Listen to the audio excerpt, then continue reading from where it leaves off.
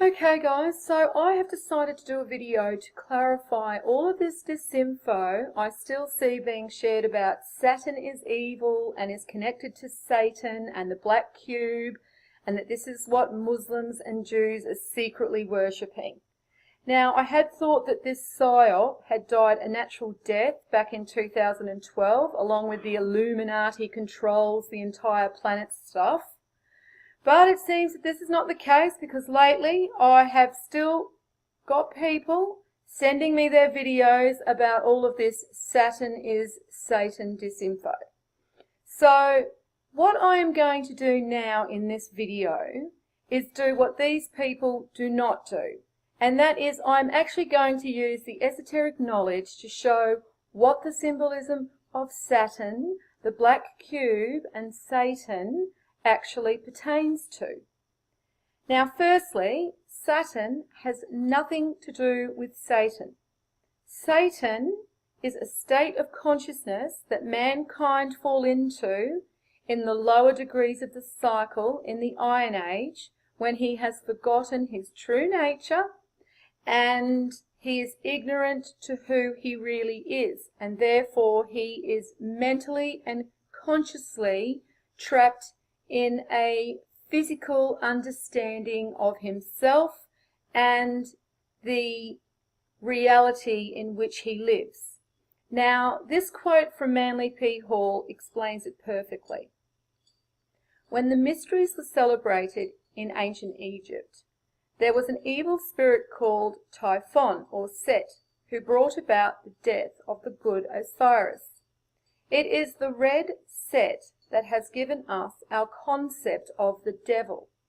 But Set was nothing but the material world, the ground of man's temptation, and also the environment in which he gains his immortality through self-discipline. Therefore, Set, or Satan, is divine opportunity, the world into which we come in ignorance, but from which we depart in wisdom. So, as we can see by this quote from Manly P. Hall, Satan is a state of consciousness. Saturn is actually symbolic for the timing of the ether and its ebbs and flows of the great year cycle. This is why we can also see him represented in the symbolism with the hourglass. He is also not representing anything evil. In fact, he represents the ridding of evil on the physical plane at the end of the Iron Age, and the bringing of wisdom and enlightenment in the new Golden Age. This is why he carries the sickle, because it represents the removal of the tars, otherwise known as the souls who contain no light. This is also relayed in a quote from the French alchemist Fulcanelli, and he goes on to say, "The age of iron has no other seal than that of death. Its hieroglyph is the skeleton, bearing the attributes of Saturn, the empty hourglass, symbol of time run out." So this is in relation to the souls who have taken an easy path of indulgence and self-gratification, and they will not be rewarded for their behaviors. So I guess to the people who have behaved in this unconscious way, they could see Saturn as something negative. But for the soul who has actually stayed the course and not wavered from their path back to God and their divine nature, then the return of Saturn is something to be celebrated.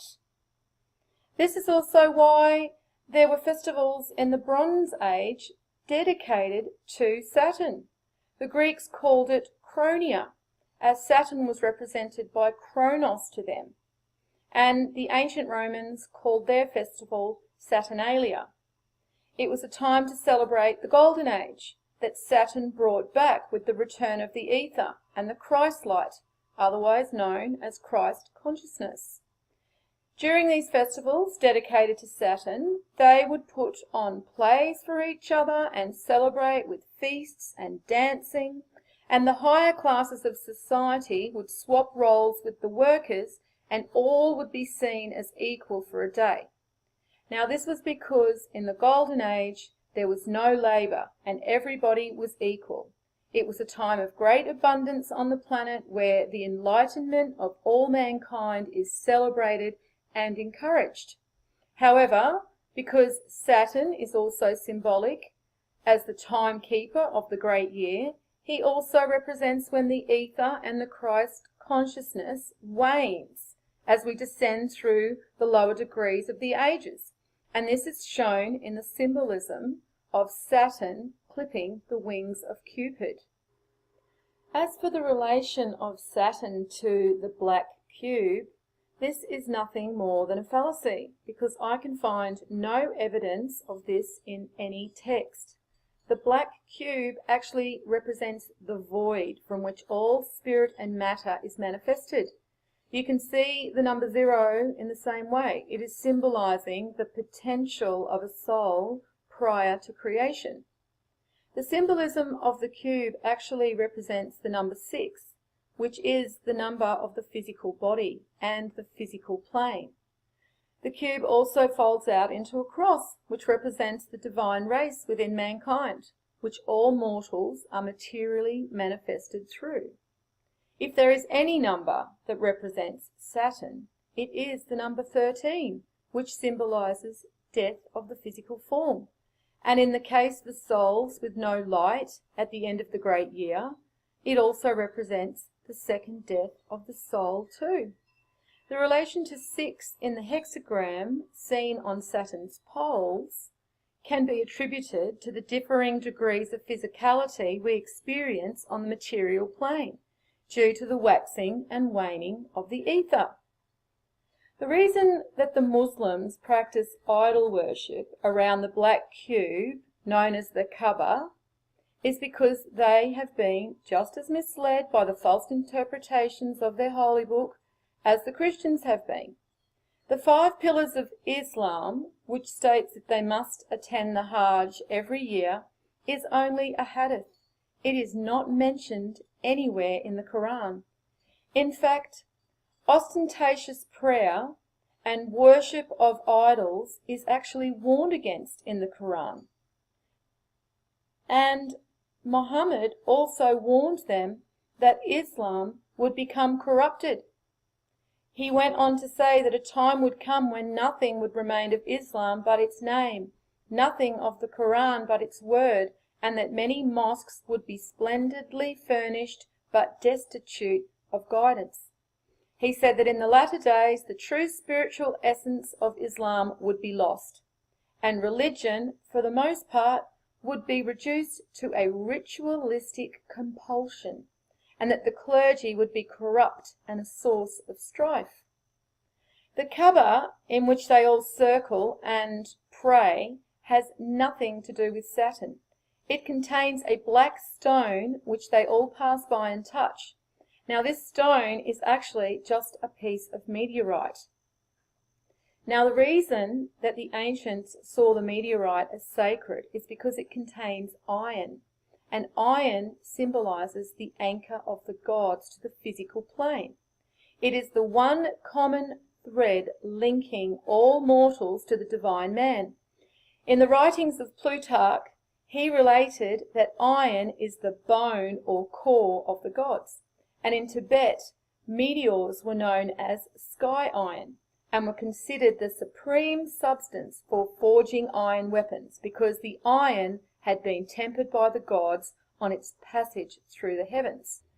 Now, in 1938 and 1939, during Hitler's expeditions to Tibet, in his search for evidence of the divine man, also known as the Aryan race, he uncovered a statue of a Buddha-like representation of Jesus, and it was made of meteorite. So again, we can see this connection of meteorite iron to the divine nature within mankind. So this is what the Muslims have been fooled to worship. A meteorite stone that symbolizes nothing more than the link between the gods and man. However, as with all the religions, their teachings have been corrupted and their scriptures have been misinterpreted. But such is the folly of mortal man in the age of iron. He seeks to be told truth instead of searching it out for himself, and as such, he follows the path to oblivion provided to him by the Antichrist. So as you can see, there is nothing in any of the esoteric knowledge that supports this belief of Saturn being related to Satan, the black cube, or anything evil. This is merely a psyop created by the Antichrist and pushed by their shills and the ignorant to keep people in fear of knowledge relating to Saturn and away from the truth. Now, I know this information about the end of the cycle and the accountability of our souls is not welcomed by many. Most people would rather entertain the modern New Age beliefs of everybody is special and all is love, instead of the truth that every human has a responsibility for their soul which was gifted to them by their Creator.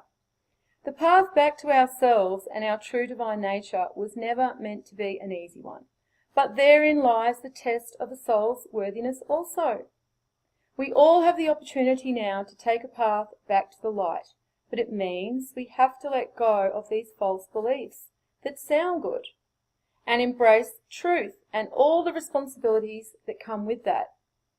Now, this verse from the Gospel of Buddha says it the best. Men go astray because they think that delusion is better than truth. Rather than truth, they follow error, which is pleasant to look at in the beginning, but in the end causes anxiety, tribulation, and misery. Well, I will leave it here for now, guys, and I'll put all of the relevant links in the description underneath. And as always, peace out.